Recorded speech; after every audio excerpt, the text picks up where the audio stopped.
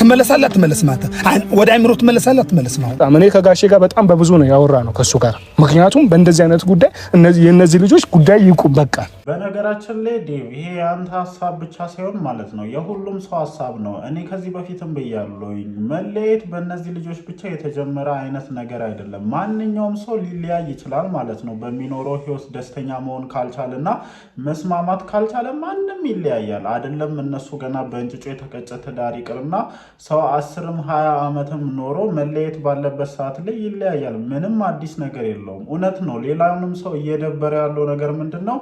ተለያይታችሁ መለየት አትችሉም። በቃ አሁን ራሱ ዛሬ ማለት ነው መጨቃጨቅን ነው ምርጫችሁ የምታደርጉት ማለት ነው። በቃ ተለያይተናል አንፈላለግም ያለ ሰው በምንም አይነት ሁኔታ ያልፈለገም ያለው ሰው ጋር ማለት ነው ግዴታ ካልሆነበት በስተቀር ሊወስደው የሚችል ጉዳይ የለም። ለዚህ ነገር ደግሞ ከአብርሽ በተሻለ ተመላላሽ ታካሚ የሆንሻለሹ ሩታ ነሽ ማለት ነው። እነጋሽዬ በተደጋጋሚ እነዚህ ልጆች ክርክር ውስጥ ግጭት ውስጥ በገቡ ሰዓት ስማቸው እንደሚነሳና ለነሱም ማለት ነው አሁን ከእናንተ አልፎ ጉዳዩን ወደ ቤተሰብ እየወሰዳችሁት ስለሆነ ነው ደስተኛ ስላልሆኑ ለዴቭ ማስጠንቀቂያ የሰጡት ማለት ነው። ምክንያቱም ጋሽዬ ከዚህ በፊት ብዙዬን አናግሯት ምናምን ነበረ፣ ግን እሷ ከአብርሽ ጋር ቆማ ማለት ነው ነገሮችን ከማባባስ ውጪ ምንም እየፈየደች አልቻለችም። ዛሬም ዴቭ ስሜታዊ ሆኖ የመጣበት ትልቁ ምክንያት ምንድነው? ጋሽዬ በጣም እየተቆጡ ስለሆነ ማለት ነው። እናንተ ናችሁ ተባባሪ ሆናችሁ እየሄዳችሁ ለእነዚህ ልጆች ፊት እየሰጣችሁ ያላችሁት እያሏቸው ስለሆነ ማለት ነው። እንደ አጠቃላይ እንደ ፋሚሊ በተደጋጋሚ እንደዚህ አይነት ነገር እያደረገች ያለችው ሩታ ስለሆነ እሷን ለማስቆም እንደመጣችውም አይነት ነገር ነው እንደኔ እየተሰማኝ ያለው ማለት ነው። ለማንኛውም ግን የሚበጀውን መንገድ ይሄ ነው። በቃ አንፈላለግም እስካላችሁ ድረስ ሁለታችሁም የየራሳችሁን ላይፍ መኖር መጀመር መቻል አለባችሁ ማለት ነው። ለዚህ ነገር ደግሞ አብርሽ ጋርም ከዚህ በፊት ክፍተት እንዳለ አይቻለሁ፣ ግን ያው ሞር ክፍተት እያዩ ያሉት በሩታ ላይ ነው ማለት ነው። ምክንያቱም በቃ አንፈላለግም ተባብላችኋል እኮ ከአንድም ሁለት ሶስቴ ለመታረቅ ምናምን የሆኑ ነገሮችን ተሞክሮ አልሆነም፣ አልተቻለም። ሁለታችሁም እንደማትፈላለጉ በግላጭ ተናግራችኋል አይደለ? አሁን ላይ እናንተን አገናኝቶ ሊያነታረካችሁ የሚችል ሀሳብ ሊኖር ስለማይችል ይህንን ሀሳብ የመቀበል ግዴታ አለባችሁ። አሁንም ግን እኔ ሳያችሁ ማለት ነው ዛሬ ላይ እንኳን ይህንን ነገር አቆሙ ስትባሉ ወደ ምን አይነት ክርክር ገባችሁ? እሱ እንደዚህ እሷ እንደዚህ በዚህ ገብታ በዚህ ወጥ ነገ ተገናኝታችሁ እነዚህ አይነት ክርክርን እንደማትቀጥሉ ምንም እርግጠኛ ሊኮን የሚቻልበት ምንም አይነት ምክንያት የለምና ሩታንም ከዚህ በኋላ የህይወት አጋርህ አድርገ ለመኖር ያሰብከውም ሰው ሄርሜላም ለዚህ ነገር ራሳችሁን ዝግጁ አድርጋችሁ ግቡ። እነዚህ ሰዎች ኤኒ ታይም ማለት ነው እየተገናኙ መጨቃጨቃቸውን እየተገናኙ የሆነ ነገር መባባላቸውን የሚያቆሙ አይነት ሰዎች ስላልሆናችሁ ከነዚህ ሰዎች ጋር አዲስ ህይወትን እንጀምራለን ብላችሁ ራሳችሁን ሬዲ ያደረጋችሁ ሰዎች ለዚህ ነገርም ጭምር መዘጋጀት እንዳለባችሁ በዚህ አጋጣሚ መናገር እችላለሁ ማለት ነው። ለማንኛውም እንዴት አመሻችሁልኝ እኔ ተወዳጅ ቤተሰቦች? ደህና ናችሁ ወይ? አለን እግዚአብሔር የተመሰገነ ይሁን።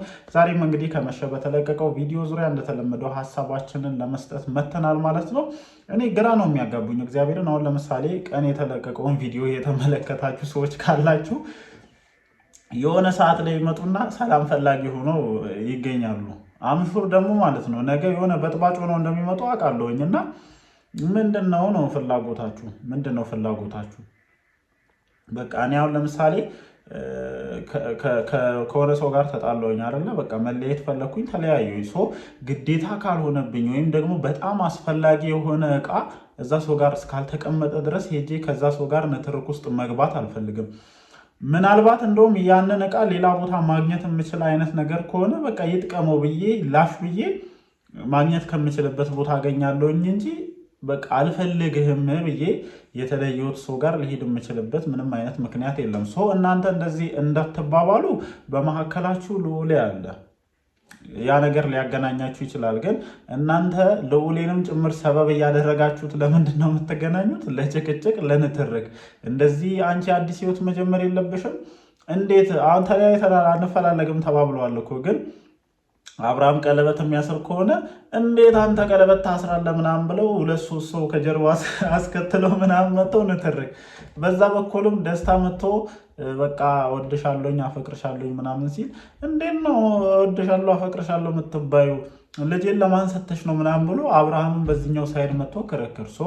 አሁን ላይ እየተባላችሁ ያላችሁት ነገር ምንድን ነው? አንደኛ ነገር በጣም የእናንተ ነገር ስለሰለቻቸው ነው ጋሽዬ ማለት ነው። ምክንያቱም እንዲህ ናችሁ፣ በቃ በደንብ ተረድተዋቸዋል። ለምንድን ነው ዝምታን የሚመርጡት? ለምንድን ነው ይህንን ነገር ከዳር ቆሞ የሚያዩት የምትሉ ሰዎች ማለት እነዚህ ሰዎች እንደዚህ ናቸው። አስታርቀዋቸው ቢሄዱ ጠዋት የሆነ ነገር ፈልፍለው መጥተው የሆነ ነገር ማለታቸው ስለማይቀር ይህንን ነገር በደንብ ተረድተዋል። እዚህ ያለ ሰው እኮ ጎረቤት ያለ እኮ በነገራችን ላይ ማለት ነው። እናንተ ቀርጻችሁ የምትለቁትን ነገር ጎረቤቶቻቸው ያሉ ምንድን ነው እየተፈጠረ ያለው ብለው ይጠይቃሉ። ምክንያቱም ጀስት በቃ መጠየቅ ያለበትን ነገርም ስለምታደርጉ ማለት ነው። አይሚን ይመስለኛል ይሄንን ጭቅጭቅ ከዚህ በኋላ ማየት አልፈልግም። አንተም ልጅህን ማየት ባለብህ ሰዓት ሄደታ ያለ አንቺን ብትሆኚ የራስሽን ህይወት መጀመር ከፈለግሽ የራስሽን ህይወት መጀመር ትችያለሽ። ግን ይሄን ትርካችሁን ይሄ አንዳችሁ ወደ አንዳችሁ ጋር እየሄዳችሁ የምታደርጉትን ነገር አቁሙ። የተበላችሁበት ትልቁ ምክንያት ምንድን ነው? እናንተ እንደዚህ በሆናችሁ ቁጥር የቤተሰቦቻችሁ ስም አብሮ ነው የሚነሳው። እናንተ ማህበራዊ ህይወት ላይኖራችሁ ይችላል። ልክ እንደነሱ እድር ማህበር ምናምን ላይኖራችሁ ይችላል። አሁን ላይ ጊዜው ዘምኗል። የምሬን ነው የምላችሁ። በቃ ሁሉም ሰው ስልክ ተጠቃሚ ነው። ማንም አያየኝ የምትሉበት ሁኔታ ላይ አይደለም ያላችሁት እና እነዚህን ቤተሰቦቻችሁን ከማህበራዊ ህይወት እንትን አትበሏቸው። ይጠየቃሉ። ምንድን ነው እየተከሆነ ያለው? የከሌ ልጅ ምን እያደረገ ነው? እንደዚህ ሆኖ በዚህ ገብቶ እግዚአብሔርን እውነት እናንተ እንዴት እያያችሁት እንደሆነ አላውቅም እንጂ እጅግ በጣም ከባድ የሆነ ነገር ነው እና ይሄ ነገር ስለደበራቸውም ይመስለኛል ሜቢ በዴቭ በኩል ጠንከር ያለ ማስጠንቀቂያ የሰጡት። ከዚህ በፊት ያው ብዙዬን ለማናገር ሞክሮ ነበረ፣ ግን እሷ በዚህ ሰዓት ከአብርሽ ውጪ ማንንም ለመስማት ፈቃደኛ እንዳልሆነች ስለተረዱም ይመስለኛል ዛሬ ዴቭ ሁለቱንም ጠርተው መሆን የሚፈልጉትንና ማድረግ የሚፈልጉትን ነገር እንዲጠይቃቸው የነገሩት ማለት ነው። እውነት ነው፣ ትክክለኛ ነው። ይሄ የጋሽዬ ብቻ ሳይሆን ወይ የዴቭ ብቻ ሳይሆን የሁሉም ሰው ሀሳብ ነው።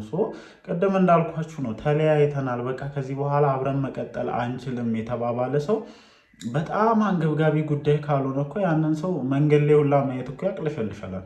እውነታው ይሄ ነው። በነገራችን ላይ እኔ እንደዛ ነው የማስበው። በቃ ቆርጬ ከአንድ ሰው ጋር ተጣልቻለሁ ብዬ ካሰብኩኝ እንደዛ ነው። እና እናንተ እየተዋደዳችሁ ነው የተለያያችሁት። የሆነ ይሄ ልክ እንደለመዳችሁት እልሁ ነው እንደዚህ የሚያደርጋችሁ። ቢሆን ጥሩ ነው፣ ቢሆን አሪፍ እኮ ነው። ግን ይሄ ከባድ ነው። እናንተ ከባድ ነው እውነት። እኔ ሄርሜላም ብትሆኚ ከሩታ ጋርም ግንኙነት እጀምራለሁ ብሎ የሚያስበው ደስታም ቢሆነው ሰው ናችሁ አይደለ? ምን አይነት ፊሊንግ ነው ለዚህ ነገር የሚሰማችሁ? ምን አይነት ሀሳብ ነው ያላችሁ? በቃ አንተም ሩታን የራስህ ማድረግ አንቺም አብርሃምን የራስሽ ማድረግ ብቻ ነው ፍላጎታችሁ? ይሄ ነው ህይወት አይደለም የምትመሰርቱት? እናንተም ጋር እኮ ህይወት ሲጀምሩ እነዚህ ሰዎች ትዳር ነው አለቀ። መስመር ማበጀት አትችሉም ወይ? እውነት ነው። የሆነ እንደዚህም አድርጋችሁ ወስዳችኋቸው ሊሆን ይችላል። እነዚህ ሰዎች ግን የሆነ መስመር ማበጀት አትፈልጉም ወይ? የሆነ እኔ እንጃ እንዴት ብዬ ላስረዳችሁ ጋይስ፣ የምሬ ነው የምላችሁ። እኔ ያ ሰው ምንም አይነት ህይወት ሊኖረው ይችላል አይደለ? በቃ ከኔ ጋር ተዋጃለሁኝ ተፋቅሬያለሁኝ ብሎ እስከመጣ ድረስ እዚህ ጋር ከኔ ጋር ለሚኖረው ህይወት ሪስፔክት ሊሰጥ ይገባል ማለት ነው። በሩታም በኩል በአብርሽም በኩል ቢያንስ አሁን ለምትጀምሩት ህይወት ሪስፔክት መስጠት መቻል አለባችሁ። አንተም ብትሆን ተንበርክከ ወድሻለሁ አፈቅርሻለሁ ብለህ ቀለበት ላሰርክላት ልጅ ሪስፔክት መስጠት አለብህ። ከሩታ ጋር ያለፈ ነገር እያነሳ መነታረኩ እችን ልጅ ይጎዳታል ብለህ ማሰብ መቻል አለብህ። ባውንደሪ ማበጀት መቻል አለባችሁ። ገደብ ማበጀት መቻል አለባችሁ ለእያንዳንዱ ነገር ማለት ነው። አለበለዚያ ግን የህፃን ስራ እየሰራችሁ ነው። ይሄ የህፃን ስራችሁ አስጠልቶኛል። በተቻላችሁ መጠን አቁሙልኝ፣ ስሜን አታስነሱብኝ። እኔ እንደናንተ ዝም ብዬ አይደለም የምኖረው። ማህበራዊ ህይወት ብዙ ነገር አሉብኝ። ሰው ይጠይቀኛል፣ ልጅህ ምን እየሆነ ነው ያለው ይለኛል። የሩታም ቤተሰቦች ቢሆኑ ምንድነው ልጃችሁ ምን እየሆነች ነው ያለችው ብሎ መጠየቃቸው አይቀርም እና ይሄ ነገር ስላስጠላቸው ይመስለኛል እንደዚህ ጠንከር ያለ ነገር ማለት ነው። እኔ ዴቭ እንደዚህ ስሜታዊ ሆኖ አይቼው አላውቅም። ለማንኛውም ያለው እውነታ ይሄ ነው ማለት ነው። እናንተ እስካይስ በዚህ ጉዳይ ላይ ምን ሀሳብ አላችሁ? እንደተለመደው ሀሳባችሁን ኮመንት ሴክሽናችን ላይ ማስፈራችሁን አትርሱ። እወዳችኋለሁ። ይመቻችሁ።